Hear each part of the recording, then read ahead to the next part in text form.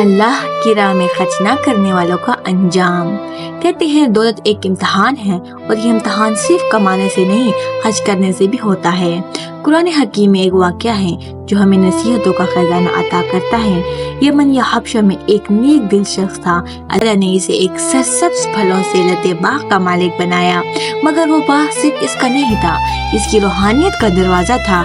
وہ ہر سال اپنی فصل کا ایک بڑا حصہ غریبوں، مسکینوں اور یتیموں پر خرچ کرتا، کیونکہ وہ جانتا تھا کہ دولت کا اصل حق اللہ کے بندوں میں تقسیم کرنے میں ہے۔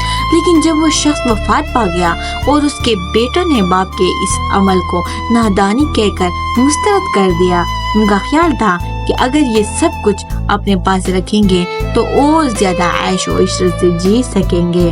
چنانچہ وہ بولے، صبح سویرے چلیں گے اور اپنے باغ کا پھل کسی کو دیے بغیر توڑ لائیں گے۔ لیکن افسوس، انہوں نے انشاءاللہ کہنا بھی گوارا نہ کیا۔ صبح وہ باغ کی طرف نکلے، رستے میں چھپ چھپ کر کہتے رہے، آج کوئی مسکین ہمارے باغ کے پاس نہ پٹکے۔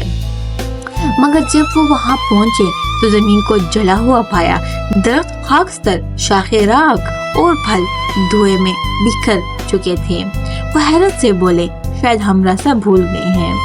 پھر تڑپ کر کہنے لگے، نہیں، ہم ہی محروم کر دیے گئے ہیں۔ اور تب وہ ایک دوسرے کو ملامت کرنے لگے، آنسو بہانے لگے، شرمندہ ہوئے کہ ہم نے اللہ کے حکم کو بھلا دیا۔ سبق اس کہانی کا یہی ہے، جس مال میں زکوٰۃ، صدقہ اور خیرات کا حق ادا نہ ہو، وہ بظاہر تو ہو سکتا ہے کہ باغ ہو، مگر حقیقت میں خاکستر ہوتا ہے۔ جو اپنے دروازے غریبوں پر بند کرتا ہے، وہ اللہ کی رحمت کے دروازے خود اپنے لیے بند کر لیتا ہے۔ مینو کے اسلامی واقعات سنتے رہیے، لائک کریں، سبسکرائب کریں اور شیئر کریں۔